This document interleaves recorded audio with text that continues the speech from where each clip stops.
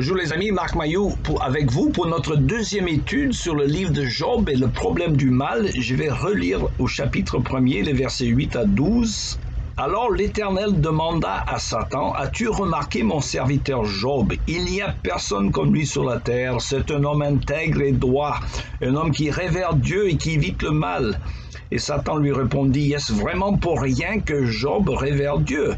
N'as-tu pas élevé comme un rempart de protection autour de lui, autour de sa maison et autour de tous ses biens?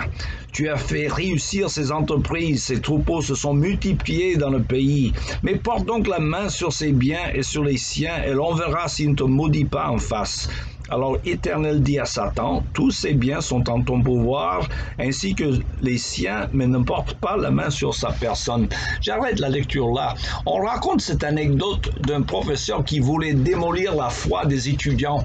Ils disent, « Est-ce que Dieu a créé toutes choses? » Le professeur demande aux étudiants.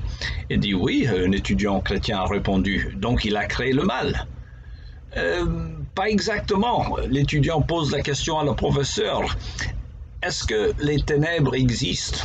Et le professeur a dit, mais bien sûr, tout le monde connaît quand il fait nuit, il y a des ténèbres. Et l'étudiant a dit, mais oui, mais sur le plan physique, les ténèbres ne sont que l'absence de lumière. Deuxième question pour le professeur, il dit, est-ce que le foi existe? Et le professeur a dit, bien sûr, tout le monde connaît ce que c'est d'avoir foi. Il dit, mais en fait, professeur, le foi non plus n'a pas de réalité ontologique, c'est seulement l'absence de chaleur. Et de même, le mal n'a pas de réalité ontologique, comme on dit, c'est seulement l'absence du bien. Voilà, la question subsiste, d'où vient le mal? La première question abordée. Alors, ce qu'il faut maintenir impérativement, selon la révélation biblique, c'est que Dieu n'est absolument pas l'auteur du mal. Alors, c'était la mauvaise volonté de Satan qui est en cause, comme nous venons de lire. Dieu a créé le monde bon. D'ailleurs, le leitmotiv du premier chapitre de la Genèse, Dieu vit que cela était bon, et même très bon. Donc, nous sommes hélas dans un monde déchu depuis que le péché de nos premiers parents a tout gâché. Nous insistons donc sur l'importance de maintenir l'aspect historique des premiers chapitres de la Genèse. Sinon, c'est la logique de Baudelaire qui emporterait. S'il y a un Dieu, c'est le diable. C'est-à-dire, si Dieu a créé le monde dans l'état actuel des choses, sans qu'il y ait une chute historique, dans ce cas-là, où Dieu n'est pas bienfaisant, ou il n'est pas tout-puissant. C'est tout simplement logique. Mais pour les chrétiens, il n'y a pas d'embarras intellectuel. Nous maintenons que tout ce que Dieu a créé était bon, mais que nous sommes dans un monde déchu, car les hommes ont, à un moment donné dans l'histoire, se sont révoltés contre Dieu. Alors, ça veut dire qu'une fois qu'une mère éplorée vous demande si Dieu est bon, c'est pas normal que mon enfant de 3 ans, mettons, meurt d'un cancer. Nous devons lui répondre, vous avez raison madame, ce n'est pas normal. Nous ne sommes plus dans un monde normal, hélas, nous sommes dans un monde déchu. Donc si le monde était fait pour marcher selon les principes de Dieu, ça veut dire que lorsque les hommes n'obéissent pas à ces principes, il y a forcément des dégâts. C'est comme une voiture qui est faite pour recevoir de l'huile pour le moteur. Et si vous mettez une autre substance, mettons du lait à la place d'huile, il y aura des dégâts. Alors quand les gens veulent gérer leur vie sans tenir compte des paroles de Dieu, il y aura forcément des conséquences. On dit d'ailleurs que les idées ont des conséquences et des mauvaises idées ont des victimes. Alors ceci dit, nous savons par la Bible que Dieu ne prend pas plaisir à la mort des gens. Le prophète Ézéchiel nous le disait, hein? Pourquoi mourrez-vous? Tournez vers moi et vivez. Dieu ne prend pas plaisir au mal, mais c'est lui qui contrôle tout quand même. Alors il y a une tension bien sûr. Hein? Notez bien que nous avons lu au verset 12 que Dieu ne permet pas à Satan d'aller trop loin, juste à un certain point et c'est tout. C'est Dieu qui règne sur le mal malgré tout. Il règne sur le mal et il va le vaincre en Jésus-Christ.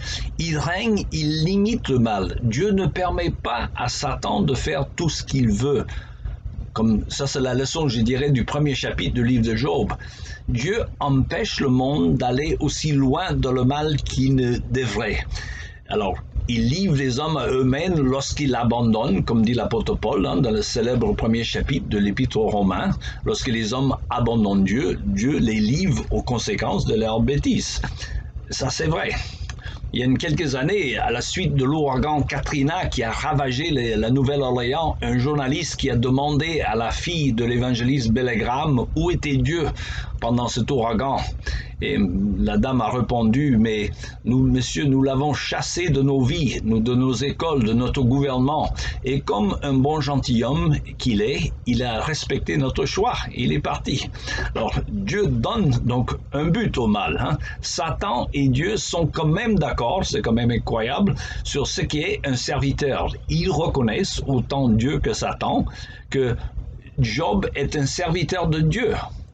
Mais Satan affirme qu'il n'est pas un serviteur désintéressé. Satan et Dieu sont d'accord. Si vous servez Dieu pour ce que cela vous apporte dans cette vie seulement, vous n'êtes pas un vrai serviteur. Il faut servir Dieu pour lui-même. Notre récompense finale n'est pas sur cette terre.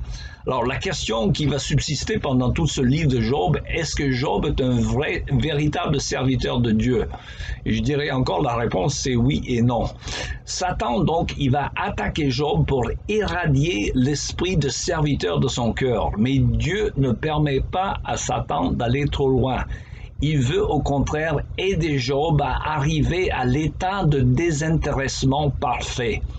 Car c'est cela que nous voyons à travers les pages de ce livre magnifique de l'Antiquité. Et donc, en résumé, la première vérité du livre de Job, et pas le moindre, c'est que le mal n'entre pas dans la vie des gens en fonction de leur bonté ou de leur méchanceté. Au contraire, le mal va s'abattre sur Job parce qu'il veut être un serviteur de Dieu. Alors parfois quand les gens disent « mais qu'est-ce que je fais au bon Dieu pour mériter cela ?» Sous-entendu, qu'est-ce que je fais de mal pour que cela m'arrive? Et en fait, la question est mal posée. C'est peut-être quelque chose que tu fais de bien qui t'attire l'opposition de Satan. Cela est aussi l'un des enseignements clés du livre de Job.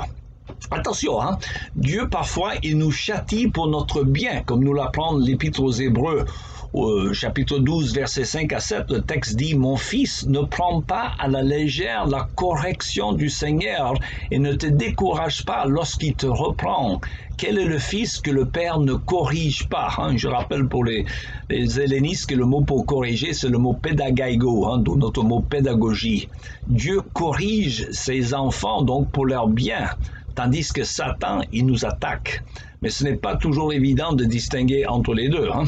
Je rappelle encore une fois que la Bible écarte les fausses conceptions en ce qui concerne l'origine du mal, dont le point de vue fataliste, selon lequel c'est un Dieu qui envoie le mal, ainsi que l'optique selon laquelle Dieu ne peut rien contre le mal. Toutes ces conceptions-là sont fausses.